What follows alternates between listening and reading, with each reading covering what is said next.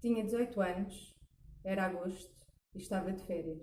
Tinha feito todos os exames nacionais do 12º ano, exceto matemática, que sempre foi o meu calcanhar daqueles, e aguardava pelos resultados, enquanto me preparava para o último exame em setembro. A situação familiar era conturbada e, para além do ambiente de stress diário que vivia há vários anos, sentia uma grande ansiedade para sair de casa e fazer-me a vida o mais depressa possível. Tinha dor de barriga volta e meia, mas toda a vez que me queixava disso, sempre foi negligenciado.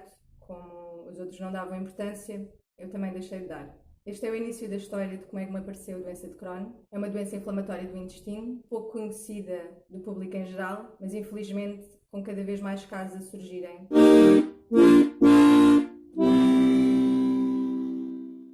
Em período de exames nacionais, as dores de barriga eram atribuídas aos nervos e, como eu tinha aprendido toda a vida a não lhes dar importância, não dei. Até que a certo dia começaram as diarreias. Dor de barriga e diarreias todos os dias. Como qualquer pessoa, na altura o que eu pensei foi devia ter comido qualquer coisa que me fez mal, uma pequena intoxicação alimentar, mas os sintomas não passavam. Comecei também a sentir-me febril. Ao fim de 2 ou 3 semanas disto, decidi ir às urgências do hospital. Foi uma experiência terrível, porque o médico me atendeu disse que nas urgências não era o local para averiguar a minha situação, que deveria ir ao médico de família, mas informou-me que há várias doenças com os sintomas de febre, diarreias e dor de barriga, e uma das quais é a SIDA. Quando ele disse aquilo, eu acho que fiquei ainda mais branca do que sou. Fiquei em pânico quando saí daquela sala e no dia seguinte fui logo à médica de família. A partir daí foram semanas e semanas de exames, análises clínicas ao sangue, à urina, às fezes, às mucosas. Encurtando a história, passaram-se 3 meses em que eu tive estes sintomas todos os dias. Sentia-me cada vez mais fraca, obviamente, porque tudo o que eu comia saía. E no meio disto eu tive um exame de matemática, para o qual eu estava mais nervosa em conseguir aguentar as 2 horas dentro da sala sem ter que ir à casa de banho, mais do que os nervos de passar no exame. Obviamente não consegui passar no exame, porque a minha cabeça já não estava com capacidade para dar conta do recado. E ao fim desses 3 meses, finalmente, numa consulta de gastroenterologia, a médica marcou-me vários exames da zona abdominal e foi finalmente com uma colonoscopia que diagnosticaram a doença. Na altura eu estava bastante desnutrida, desidratada, muita fadiga, dificuldade em raciocinar. Tinha perdido 10 quilos e eu já na altura já era magrita. Portanto, 10 quilos faziam muita diferença. Informaram-me rapidamente sobre em que é que consistia a doença de Crohn. Eu nunca tinha ouvido falar disso na minha vida, nem ninguém à minha volta. E durante os anos seguintes eu passei muito do meu tempo a pesquisar, a investigar. Felizmente a gastroenterologista que eu apanhei foi maravilhosa, tratou-me super bem.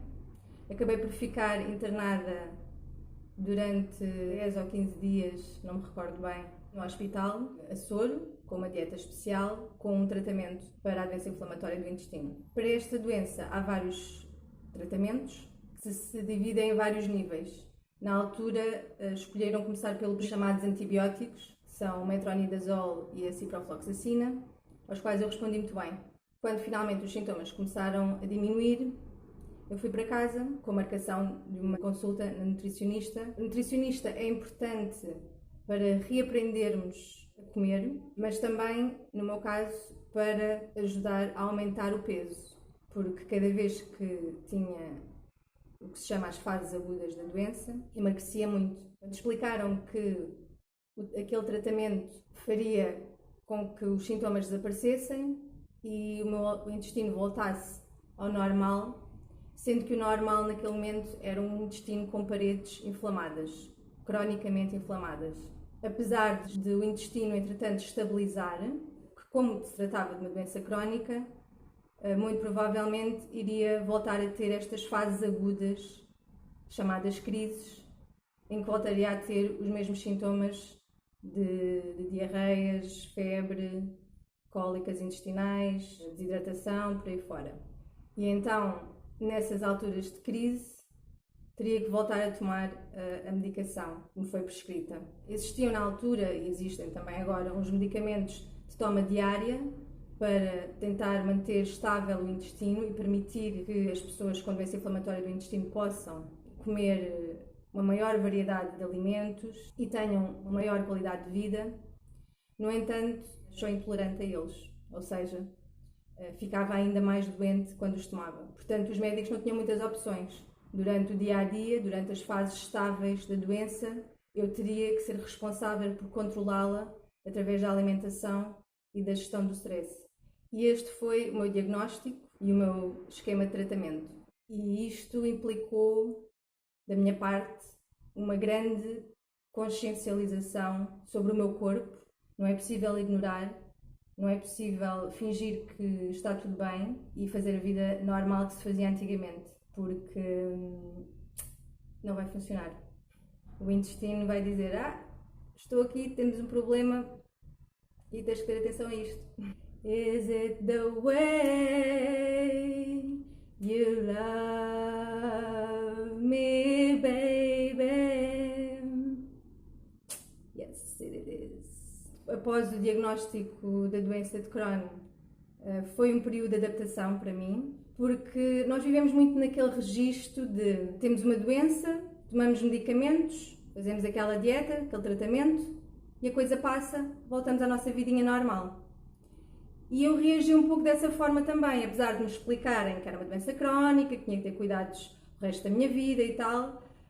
Eu percebi isso cognitivamente, mas de alguma forma havia uma parte de mim que continuava a funcionar no registro antigo. Então, o que aconteceu é que eu fiz o tratamento, quando estava na fase aguda da doença, os sintomas desapareceram e eu voltei a ter o meu estilo de vida antigo, voltei a comer o que eu comia antes e os sintomas voltavam. Passei um ano com várias crises em que melhorava e depois voltava a ter outra crise outra vez, depois melhorava, voltava outra vez, até que finalmente consegui encaixar na minha cabeça: não pode ser assim, vais ter que mudar a tua vida. E de facto é preciso fazer uma readaptação do nosso estilo de vida e dos nossos hábitos diários. Isso é importantíssimo para conseguirmos conviver com este problema de saúde e manter a nossa qualidade de vida. Vários anos se passaram, eu tenho este problema de saúde há 17 anos. É importante seguir as indicações dos especialistas à risca, principalmente no início, quando não sabemos nada sobre a doença, ainda estamos a aprender como é que isto funciona no nosso corpo. E ao longo do tempo, penso que também é muito importante ser um pouco autodidata e ir à procura de mais informação e mais alternativas, porque há muita coisa para além do que a medicina convencional e a gastroenterologia nos dá. Eu descobri isso por mim mesma ao longo dos anos e também gostava de fazer alguns vídeos a partilhar essa informação. Para já, queria apelar às pessoas que tenham atenção ao que se passa com os vossos corpos e se sentirem sintomas como dor de barriga, diarreias que nunca param, febre, sem haver uma razão aparente de uma gripe, de uma intoxicação alimentar, de uma gastroenterite, recorram ao médico para fazerem exames para que seja diagnosticado o mais rapidamente possível. Porque quando passamos muito tempo com estes sintomas, ficamos muito desnutridos, o organismo deixa de funcionar normalmente, começam a sentir vários déficits a vários níveis e pode ter consequências mais graves a longo prazo. Quem já foi diagnosticado este problema de saúde, nos primeiros tempos vai ser um pouco difícil habituar-nos a esta nova condição, porque vivemos anos de outra maneira e de repente temos que viver de outra forma que nós nem sabemos muito bem como é que é, e às vezes os próprios médicos também não sabem exatamente, porque não há uma fórmula exata que é universal para todas as pessoas com doença inflamatória do intestino, porque os organismos são diferentes, as pessoas têm vidas diferentes, têm personalidades diferentes e tudo isso vai interferir na evolução da doença. Conheçam-se a vocês mesmos, não só fisicamente, biologicamente, mas também psicologicamente e sobretudo emocionalmente. E pronto, acho que mais ou menos é isso. Vou fazer mais vídeos destes ao longo do tempo. Se gostaram do vídeo, deem like, partilhem e subscrevam o canal. E até à próxima!